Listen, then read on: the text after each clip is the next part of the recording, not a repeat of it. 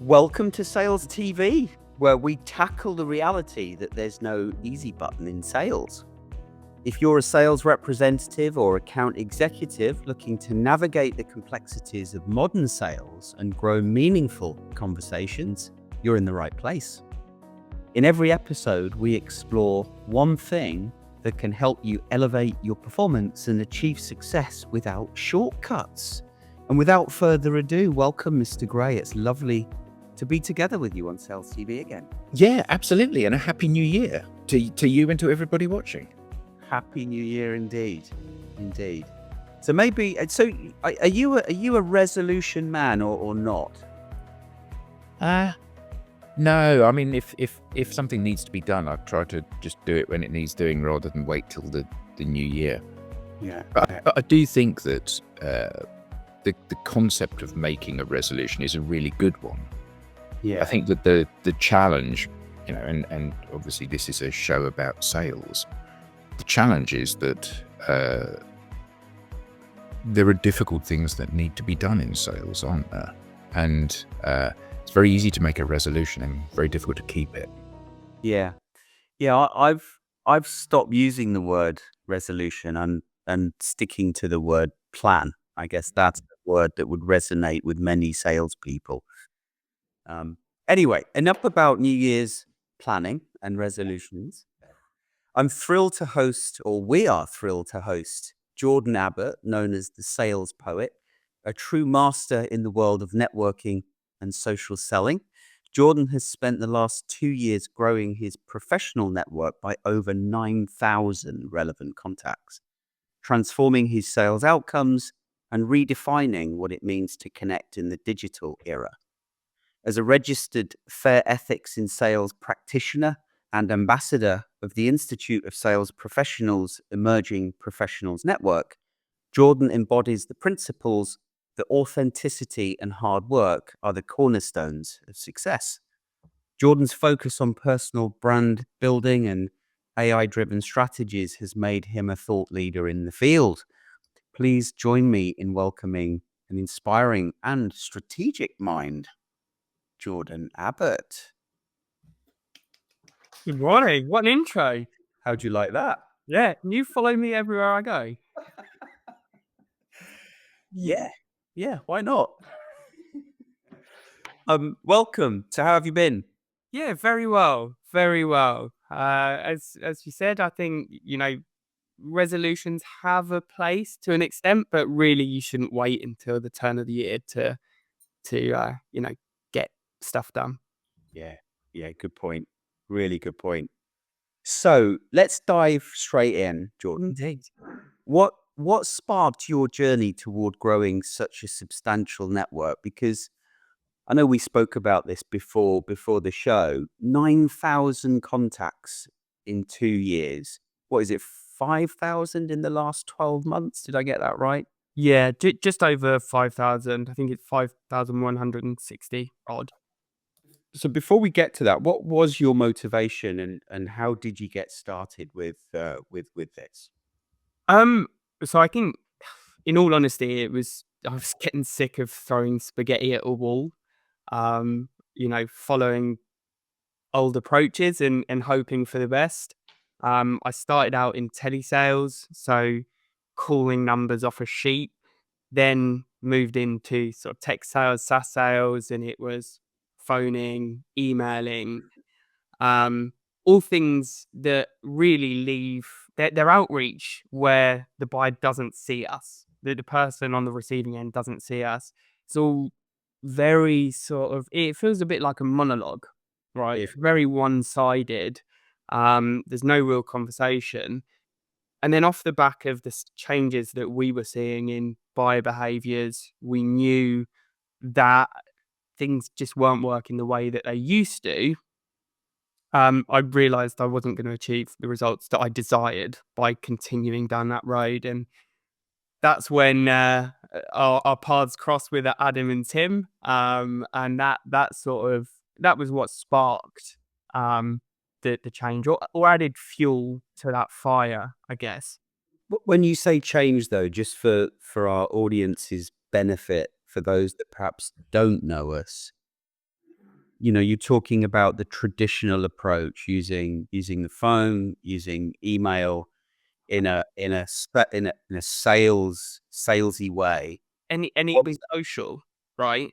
Yeah, Because we were using social yeah, not very well. We were applying those analog approaches in the digital world. Um, trying to achieve the mass of the outreach via DMs yeah, and not having done the foundational work, or not having done well enough the foundational work that that really makes the difference when you're then reaching out to people. So which is when you say really makes the difference. yeah, so there's a couple of things, and I'll come on to it, but I think what it encompasses is that sort of feeling of community and trying to grow the sphere of influence that we have. So when we do reach out, rather than it just being a sales message, we're actually trying to genuinely build a relationship with this person. We built our personal brand in the background. We're constantly creating content that is insightful, but also very human and genuine. So that when we do reach out, there's this shop window that paints us to be, a half decent person that's actually worth having a conversation with, rather than it just being a number that pops up on your phone, or an email that, um, you know, growing the spam inbox, or a DM that's just lost in the noise. So I obviously I get this, and I see that the idea of building a community of people around you who know you, like you, trust you, uh, that don't see you as somebody that's constantly pitching stuff to them, but see you as somebody who they like spending time with. And who knows, maybe tomorrow, maybe next year, some kind of commercial interaction might come out of that, or maybe it won't. Maybe we'll just be friends. But social enabling you to scale that community of people that you have. I get that that's a very efficient way of doing things, but Mhm. you're young. You've got a very short legacy of having done the wrong things. Yeah. Um, how difficult is it for somebody that is my age, been in sales for 30 years and um, doing these things that no longer work, used to deliver 120% of target every year and now delivers nothing? How difficult is it for people like that to change? Yeah, I would imagine massively, right? Even for myself, as you said, I've got a short legacy of doing the wrong things. It took me 6 months, 8 months after we'd completed the training for something to click, and for me to actually go, "Do you know what? I need to just put all my eggs in this basket. This is the way forward." It wasn't as if, we finished the training and then that was it. There was another 6 to 8 months of pain, feeling the pain, putting myself through that pain before it did click. No, I think the benefit that people, um, that have been in sales for a longer period than I have, the benefit that they have is networking. In-person networking was a lot more popular. I've only been in sales since, COVID era. So I never really had the opportunities early on in my career to do the in-person networking. It was only post restrictions being lifted. I think that in-person networking builds so many core skills that can be transferred to social, when social is thought of as a digital networking space, because that's what it is. But for some reason, when we get onto social, all sort of common courtesy and these skills just goes out the window for some Mm. reason. And we think it's okay to pitch that people, and to not really give a hoot about the person that sits behind the profile.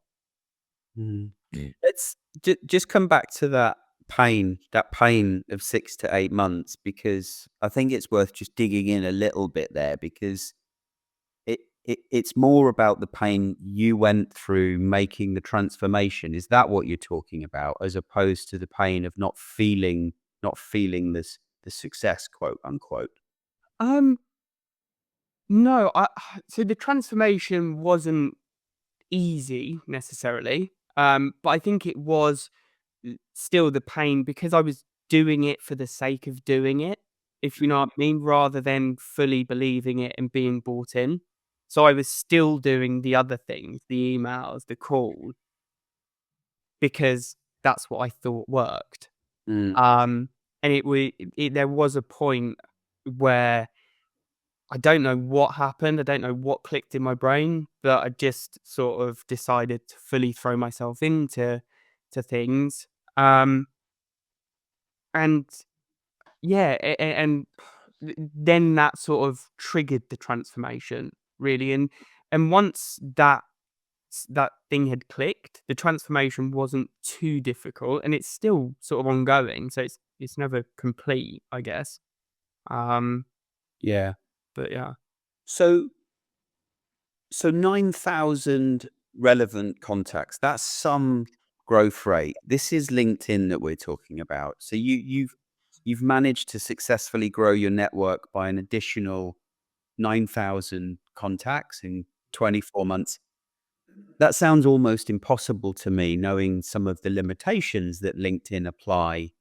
Whether you've got a basic account or a premium account. I think you've got a Sales Navigator account, which allows you to send, a couple of hundred connection requests a week. yeah.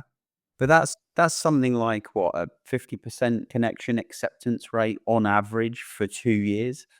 Yeah, yeah, give or take. So I think it's 200, and again, I don't know the specificities of it, but I think the Sales Nav account and the fact that the SSI is over 70, I think that's one of the milestones. Again, don't think that's confirmed, but that's just me deducing it from what I know. Um, yeah, it's there's also been some inbound connections along the way that's come off the back of the content. Um, and I think the what's enabled it is the processes that I've sort of followed to ensure that I can stay consistent. Yeah. And would you say, so if we think about this from an outbound perspective Yeah. and an inbound perspective, let's look at the outbound first. What are some of the things that you're doing in order to achieve such high connection acceptance rates? And these aren't just anybody. These are your target personas, right? Your ICP that you're targeting. Yeah, indeed. So um, the profile is the first thing. We need to ensure that when we actually send the connection request, when someone lands on our profile is resonating with our ICP. We look relevant. We're sharing content that is relevant to their day to day, and we look like a genuinely decent human being.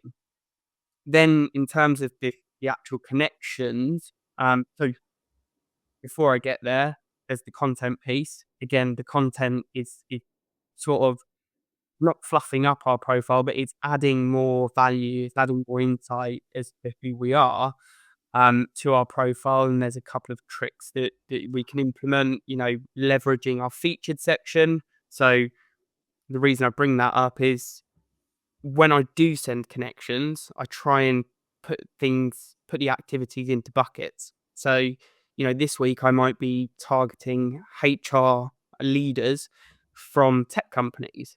So, what I'm going to do is make sure my featured section contains content that is relevant to HR leaders within the tech space. So as soon as they go on my profile, all of the pieces of content that they see in that first image of the profile makes them believe that I'm an expert in, or at least someone that's worth having a conversation with. And then on to the actual activity of sending connections, it's creating those buckets. So I sort of split my activity between focus accounts and then some volume-based stuff. So focus accounts, obviously, I create my focus 20, 50, whatever it may be. And then leveraging sales nav will reach out. And then on the volume piece, there's a few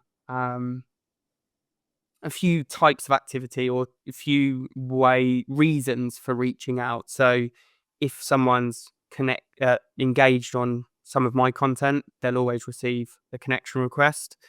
If someone has engaged on a piece of content that is relevant to what I do or my space, again, I'll send a connection request. Profile visitors, send a connection request. Now, on that point, a lot of the people that view my profile are people that I've sent a connection request to in the past 3 months. And, maybe they've declined it, but I'll send a note saying, hey, notice you stopped by my profile. And 95% of the time, they'll accept that, even though they've previously declined. So there ways doing things there. And then there's also a couple of other ways to ensure that there's a relevant reason for me to reach out. So can I play devil's advocate here? Indeed. So you've sent loads for a change. So you've sent loads of connection requests. Loads of people have accepted. You've built this huge network of relevant people. Actually, that's not sales, though. You've just built a load of people that you're connected to. Yeah. So for the cynical salesperson that is still seeing constant pitching as being the solution to achieving their outreach, like it used to be, if 10 calls equals 1 sale, 100 calls equals 10 sales. It's pretty easy maths. Yeah. So you've built this network of people. What now? Yeah. So I think this is where the process comes into play. And before anyone goes on social, they should be crystal clear about why they are there. So for me, it is building that community, building genuine relationships, starting to lay the foundations for commercial conversations and partnerships. Now, once I've got that goal, I can then work backwards.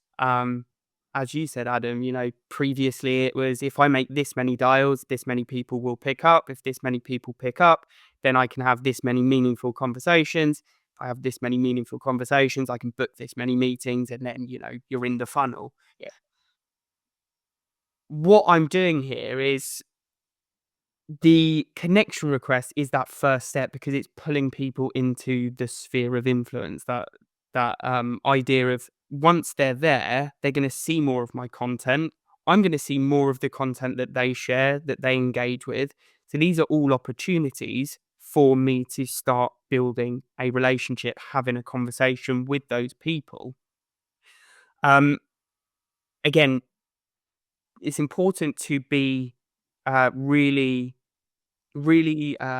strict with yourself in terms of the amount of comments that you make. So again, with one of the things that I'll do is every week or so, I'll go through my recently connected sort of list. If you go into my network, manage connections, you see a chronological view of everyone that you've connected with. I will painstakingly go through that list, open someone's profile, go onto their profile, see if they've shared anything. Now, only 1% of LinkedIn users post, so it's unlikely that they have posted. But what you can do is look at what they've engaged with and what they've commented on, and then comment on that. And I try and keep that process to maximum 2 minutes per person. Ideally, it's 30 seconds. Literally open the profile, have a look. Something comes to mind, then that's relevant, then I'll comment. Very straight. I don't think we can really, we shouldn't underestimate the importance of doing what you're describing there, Jordan, because, we tend to be more successful when, when we're trying to sell to people that we know or that know us like us and trust us. And so what you're talking about here is crossing that chasm between cold and warm, Yeah. and encouraging these contacts to become lukewarm, because you're building that affinity over time until they become warm and they start to like us and trust us. Yeah. And look, there is an ulterior motive there, as you said. I want them to see my face as much as possible. I want them to see my name pop up in their notification section as much as possible. That when I do then reach out and ask for the call, they're more likely to say yes. They're more likely to be receptive. Or even prior to that call request, they're more likely to respond to the message that I send. And that process of looking at what they've engaged with, one, it benefits me because they're likely get notified and see my name, see my face, but also it gives me an opportunity to be doing research to understand what does this person care about, to find those triggers to then reach out with a message and start Mm. a conversation. So when we talk about this idea of crossing the chasm, Adam was essentially asking this question. We're crossing that chasm between, I've become visible, but actually I want to have a conversation with you. Yeah. And crossing the chasm isn't a case of, oh, we've had a profile visit. Let me send you a message. Would you like a chat? No. It it might be that if we feel it's appropriate to do that as a result of the signals prior to that moment. Yeah. But it could well be, as you're describing, a series of steps that create those signals, Yeah. like commenting, popping up in notifications, engaging with their content in some way. Yeah. What It- could you what can you tell people out there to give them the confidence to keep going with this approach for those that have started and haven't quite seen the light? yeah. So a couple of things. I think one, just keep going. And I know it sounds really cliche and really vague, but just keep going because just by doing something, um, it will spark ideas. It'll sharpen your tools.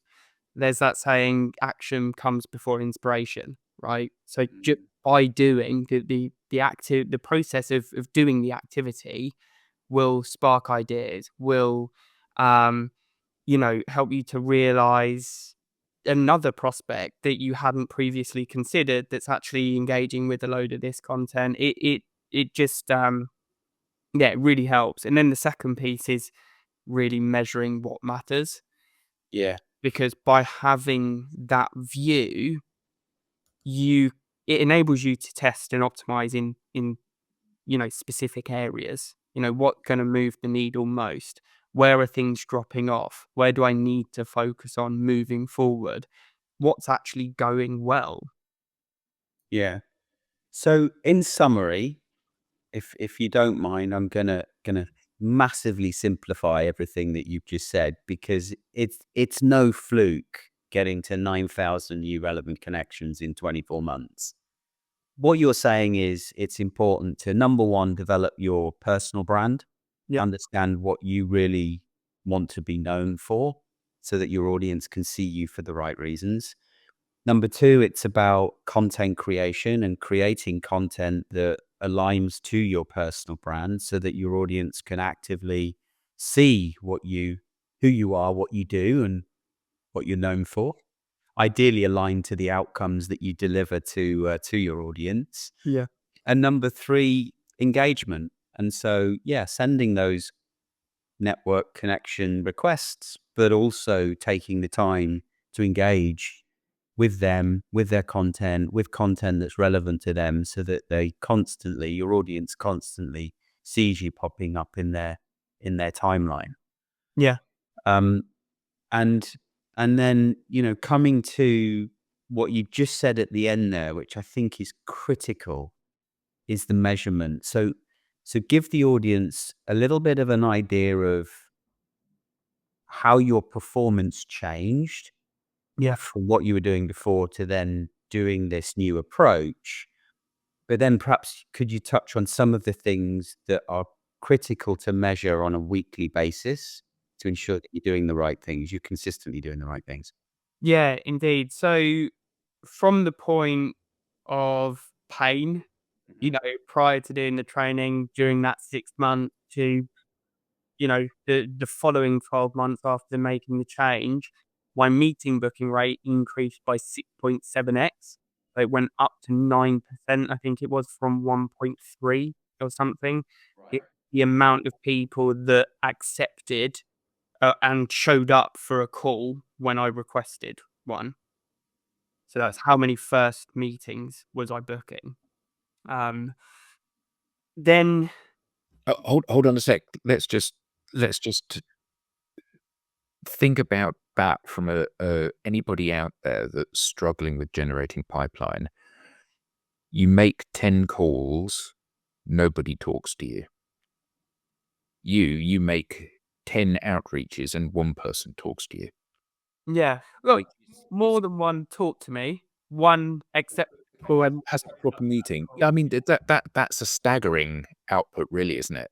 Because most cold calling teams are doing like 60, 70 dials to get a meaningful conversation with somebody.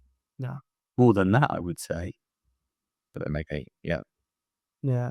60 to 70 connects in order to have a meaningful conversation. Okay, yeah. Yeah. Um, And then in terms of what I measure, typically, it's network growth and follower growth. How many posts I'm making, how many of those are human? How many impressions am I getting on those posts? But more importantly, how many people are engaging? Because then I know who is engaging and I can then proactively reach out to them. Thanks for engaging, ask a question off the back of it, start a conversation. How many comments am I making on other people's content? So my prospects' content or the content that my prospects are engaging with. mhm. Um, how many people am I requesting a call with? How many of those people then show up to that call? How many of those calls move on, so progress? How many of those are a meaningful conversation and there's actually something there to continue exploring? And then of those calls, how many become an opportunity? Wow. And off the top of my head, my my meeting generation rate has dropped slightly since I've moved to the role that I'm currently working. So it's at about 6%, 6.3 officially. I'm doing testing, how I can increase that. One of the things I'm doing at the minute is voice notes. I'm really sort of doubling down on that as a way to appear more human and cut through the noise.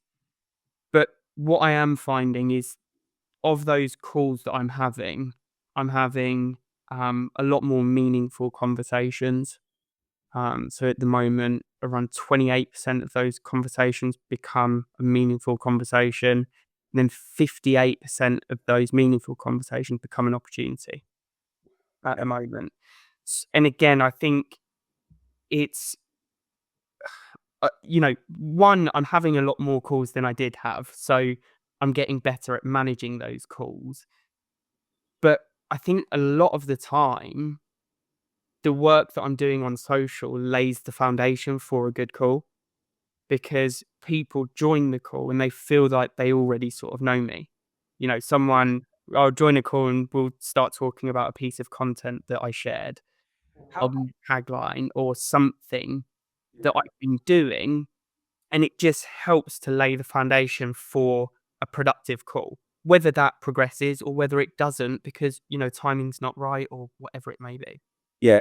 I'm conscious of time and I've got to dig into this because, right. So you're saying that you get calls, you have a conversation with 6.4% of people that you've asked to have a call with that match your ICP. Yeah. That's 6.4 people for every 100. Yeah. 29% progress to a meaningful conversation. I think it's 28. 28%. Yeah. And of those, 58% become a qualified opportunity. Yeah. So I think by my math, and I was never very good at maths, for every 100 people you ask to have a call with, you're creating one net new qualified opportunity. Because 6 calls, 28% of 6.4 is about 2, and half of those 2 meaningful conversations become a qualified opportunity. Yeah, to be fair, I haven't done that calculation, but I will do it as soon as we get off. I would, because you can build a business on that. How long have you been measuring this? So, is this, how long have you been measuring? Been measuring this for 2.5, 3 years consistently, sort of religiously, and Solid data. yeah. Okay. All right. Yeah. And we just on that point, so we use a tool called Teamfluence, which makes things nice and easy. Would highly recommend taking a look at it if you wanted to. But equally, I also keep a manual Excel sheet for my benefit and for internal benefits, which I'm happy to share. I'm happy to share the template with people, which will actually break down what you need to measure, as well as all of the conversion rate between each stage. That's fantastic. So you've heard it here, and for anyone struggling to build predictability into their pipeline and revenue generation, or predictability in growing their business, this to me sounds like the perfect way to do it. And as Jordan has said, he's offered up his template. So if anyone wants to see Jordan's template, I guess drop a note in the comments, or Send him a connection request. Indeed. send him a connection request. So what's the one thing you would leave our audience with today, Jordan? If there was just one thing. Yeah. I think it's measure what matters. And I'll say that because it allows me to break it down into 2 things. So first, you need to understand what matters to you and be crystal clear about it, because then it enables you to work backwards and ensure that you are employing the right lead measures that will bring you closer to achieving that. And then actually measuring gives you the insight into what's actually going well. Where do I need to improve? What can I do to improve? And it just enables this testing and optimization mindset, which will have the biggest impact. Yeah, fantastic. Absolutely brilliant. Thank you, Jordan. It's been enlightening. It's been an eye-opener. Thank you for having me. It's been a pleasure. Brilliant. Absolutely. And Mr. Gray, lovely to be on the panel with you again. Likewise, Alex. To everyone else, thanks for tuning in. Until next time on Sales TV, have a great rest of the week, folks. Bye-bye. Bye-bye.